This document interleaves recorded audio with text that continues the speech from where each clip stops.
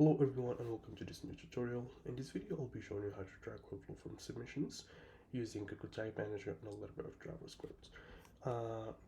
So all the links mentioned in this video will be attached in the description box. The first link that we'll need, actually the only link that we're going to need is actually this one right here. And again, as I said, it's going to be in the description box. Is this script right here.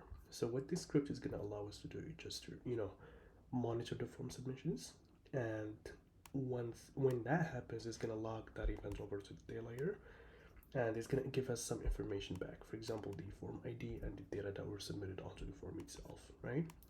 So what I need to do is just to copy this code, and then if you go to Google Tag Manager, this is something that I've already done, so you just need to create a new custom HTML tag, paste the code, and then set it to fire on all pages, right? So let's just go ahead and just test this out together. So we go to the preview mode and then click connect. And as you can see, this is our Webflow website. So let's just go ahead and fill in the form. So let's just go ahead and submit it right now.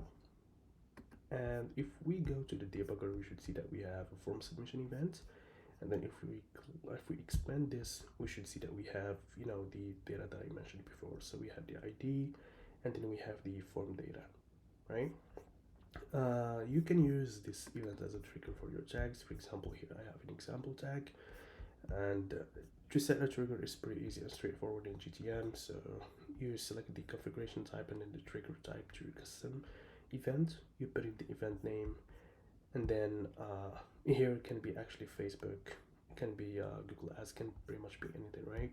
If you need to be specific and fire this one, maybe if only a specific form gets submitted, you can use the form ID as an extra filter.